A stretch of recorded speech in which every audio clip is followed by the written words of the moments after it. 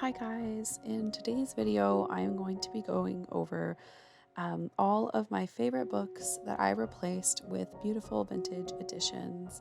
I actually made a whole entire video about my favorite books of all time, and I'll link that in the description below if you're interested in hearing more of my thoughts about these. Starting off with Catherine by Anya Seton. We have a really beautiful 1954 edition. I love the bright red cloth bound cover with the gold detail. I love the lineage map on the inside. I was a little disappointed by some undisclosed water damage that I probably should have picked up on in the photos, but other than that, I'm really impressed with it, and no one cares about Anya Seton, so this was really affordable. Next up, we have The Broken Wings by Khalil Gibran. I replaced it with this 1969 paperback that I found to be really cute. Next up, we have East of Eden by John Steinbeck.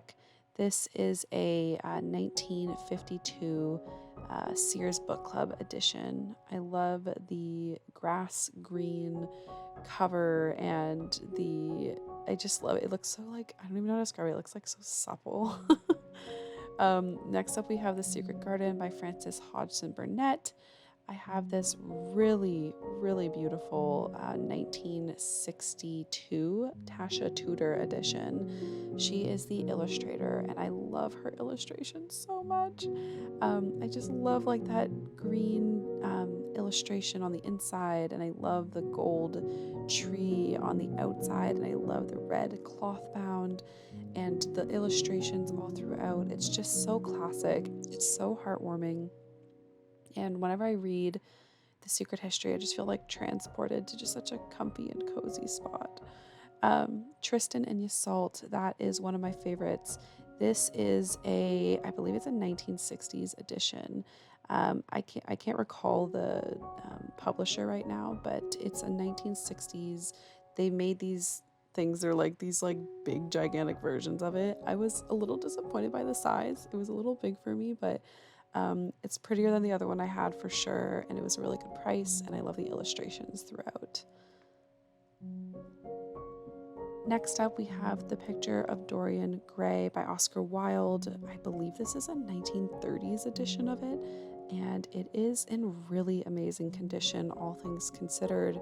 There was a little bit of loose hinges, and so I have gone ahead since and repaired that. But I just love the detailing on the cover there, if you saw that, and really impressed with it. Next up, we have the Rebecca by Daphne du Maurier. I actually got two editions of this because I was being bad. The mustard colored one there is I believe it's a 1938 edition of it, and I love the mustard color and the gold detailing. The next is also a 1938 edition, and I cannot get over the beauty of this copy. The dust jacket is stunning, and I love how it shows Manderley, and I love how it also shows, like, I think that's the rhododendrons all around the outside, because that was kind of like a theme in the book. And so I love the attention to detail. I love the green and like I don't know if it's like embossed is the right word, but the green edges, the green deckled edges, and I love the detail on the spine. It is just so gorgeous. They don't make things like this anymore. Well, they probably do, but I mean, the quality. I can't believe it's lasted. Somebody like 80 years ago held this in their hands. How cool is that? The next thing I have here is this little duo of Jane Eyre and Wuthering Heights. I don't have my originals as they are in Canada, but I've always kind of had like really crappy kind of like paperback versions of these, and they are both some of my favorite stories, and so I saw this duo for a really good price and decided to jump in. The next up, I also don't have the original of. Again, it's in Canada, just some paperback, but I found this at a flea market for $2, and so it's like the inside is clearly a little beat up, like the hinges are really tight, and the binding's really tight, and the outside is like in really good condition, but the inside is like dog-eared and written in, but I kind of love it. It has this little story about the guy on the inside if you wanted to pause that back there. And there was some more on the back of the book I didn't show, but I just thought it was really cool. So I love that. It's a beautiful, beautiful edition. So I'm very grateful. Next up we have here is Revolutionary Road by Richard Yates. I believe this is just like a 60s paperback. Any older editions of his work are extremely hard to find and very expensive. And I just loved the like image on the cover. It felt very like true to the book. The next thing we have here is not vintage, clearly, but A Fine Balance by Rohinton Mystery is one of my favorite books. I did not enjoy the cover, like the red and whatnot of like the soft bound cover. So I liked the color scheme more of the hardcover, and I liked the spine better of the hardcover. So I just, spent a little bit of money to upgrade that. The last, or no, second last, we have here is The Last Unicorn by Peter S. Beagle.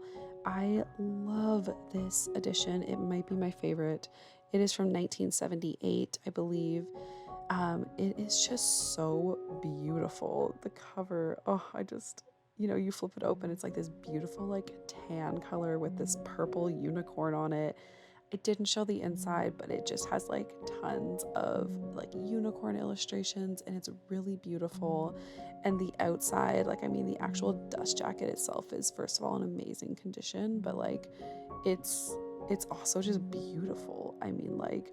Just look at that. Look at some of the detail of like the different like kind of like the frame, the outside of it, and the unicorn itself. It's just, oh, I'm in love. And lastly here we have a really stunning set of Jane Austen's works. I am just so excited that I have this.